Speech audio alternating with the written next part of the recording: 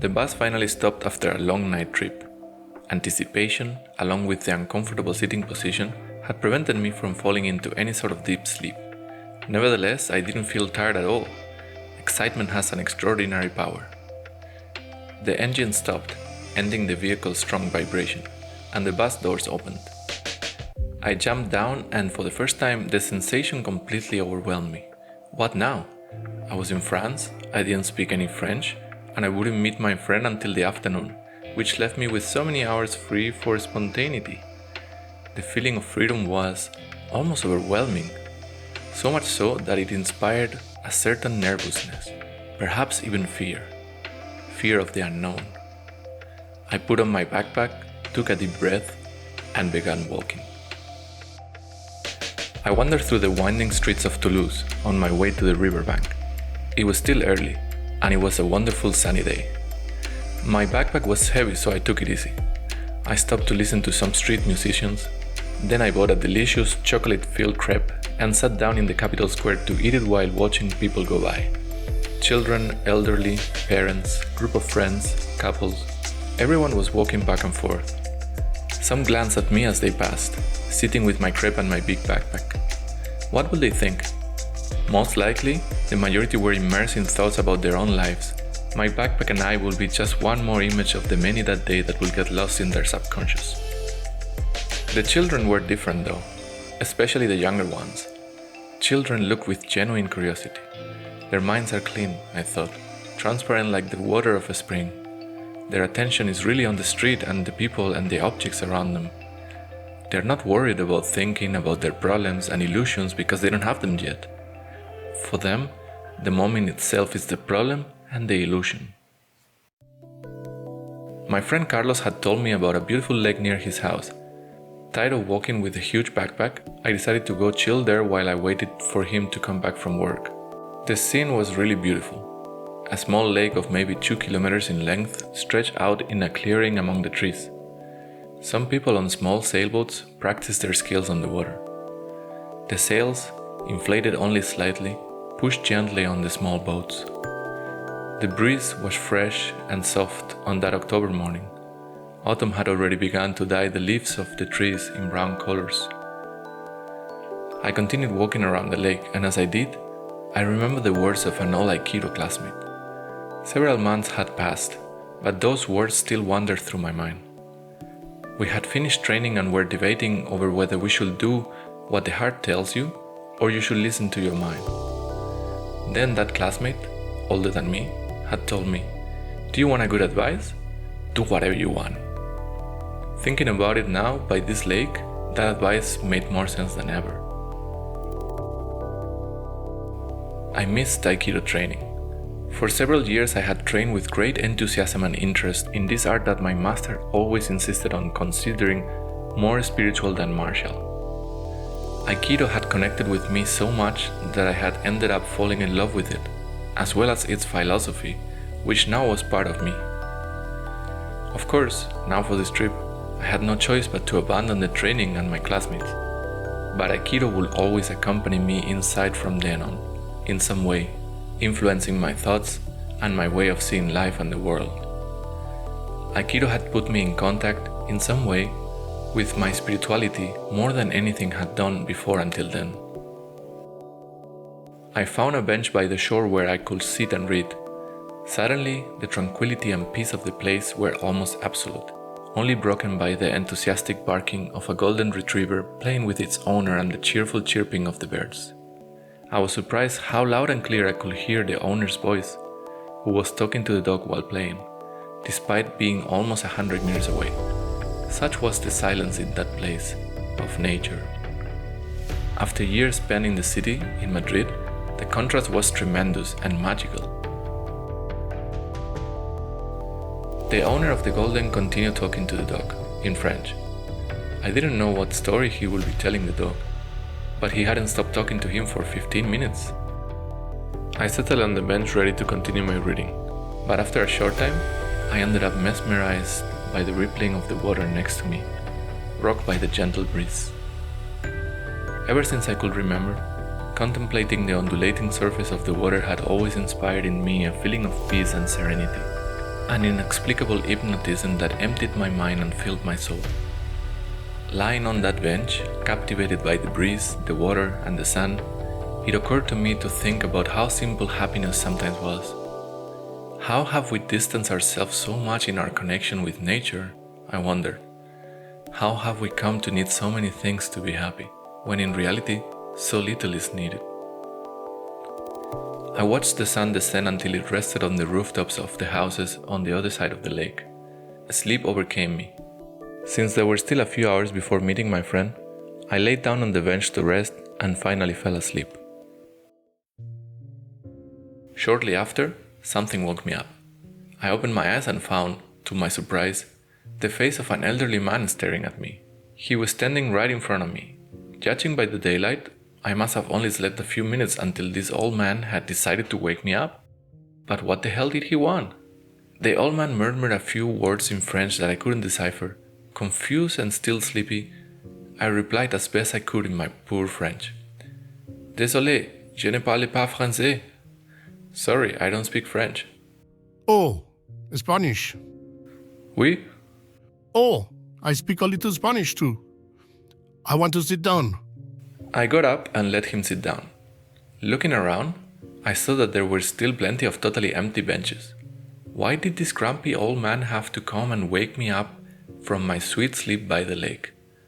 I concluded to take it with a sense of humor and smile at this situation. Probably this old man was a bit crazy, that was all.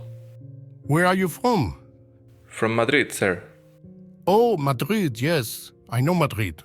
I lived in Madrid a long time ago. Many years ago I lived in Spain. Yes, I have seen Madrid. I think it was the year 76 or 78. I don't remember anymore. Yes, it was the Madrid movement. Yes, I had seen all these. I smiled in disbelief. I realized this old man had woken me up from my peaceful sleep by the water just because he was bored and wanted to have a conversation with someone. Conversation, which for this old man meant that he talked and I listened. Yes, I was there and saw this. Then life was not easy. You had to work a lot. Here in France, it was better. Yes, I have seen all this already. Now things have changed a lot. Well, I have been in Spain again in 95. Yes, of course, then everything was very different, already better. I also lived in Barcelona that year. Spain was much better because people worked. All this I have already seen. Now, no. Now young people do not want to work. Now it's very bad. Here in France, it is bad.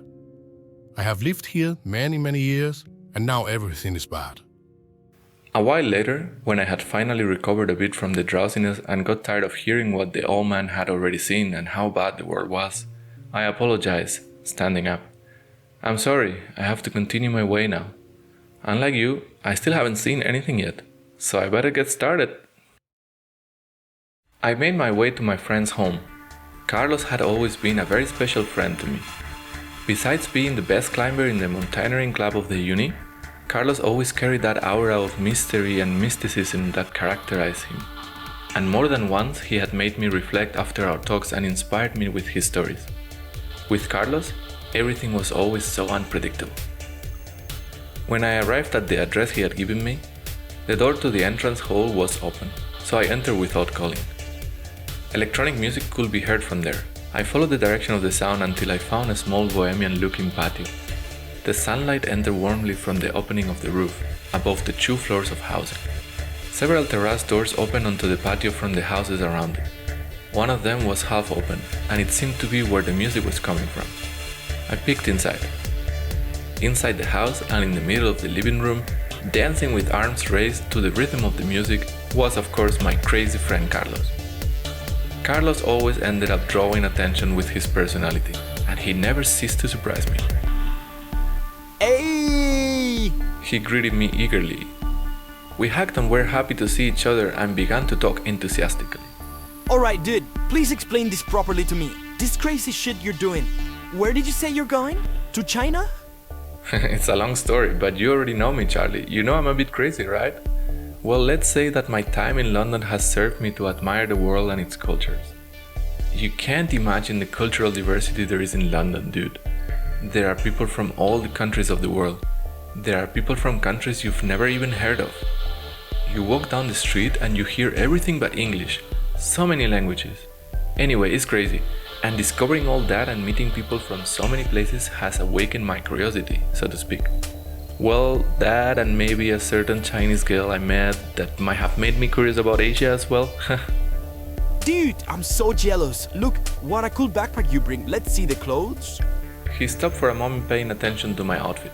Nothing special. I was wearing a totally normal blue denim pants and a brownish green t-shirt with a cut that recalled Moroccan motifs. My footwear was brown quality shoes, robust and comfortable. I had bought them specially for this trip, so they were still practically new. I really like the t-shirt. The pants.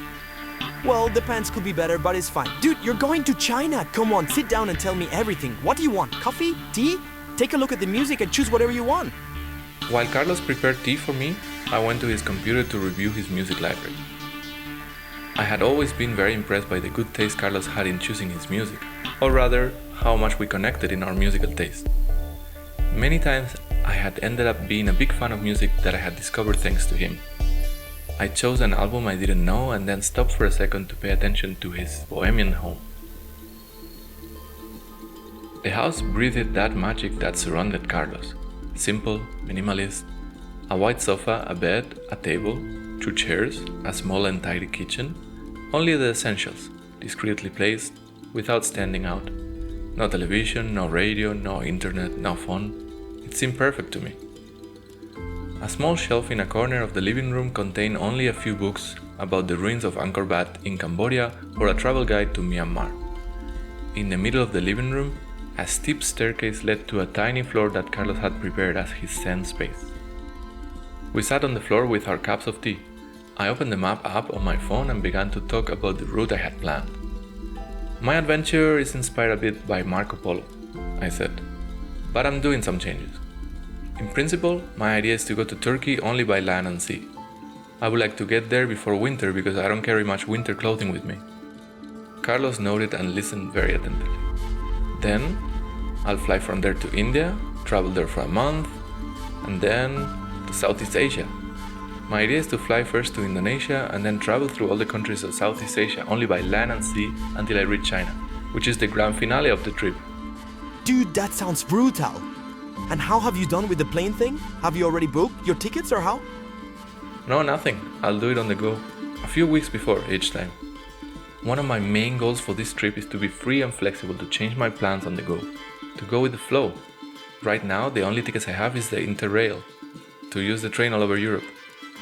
Awesome, dude. I think it's a great idea. It's just that, dude, I want you to know that right now you're living my lifelong dream, man. I've always wanted to do something like what you're doing right now, but for one reason or another, it's always been impossible to me. Sometimes I didn't have time, I've never been able to save much money. Dude, I want to make sure you realize how important it is what you're starting. Look, you're going to go around the world, dude. Whatever you do, don't stop. There will be hard times. There will be times when your party will get out of hand. Damn, dude.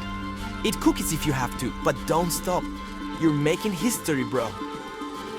He leaned closer to me, staring at my eyes intensely, and after a small pause, almost in a pleading whisper, he insisted, Don't stop. A whisper that I would from now on carry with me throughout the entire journey.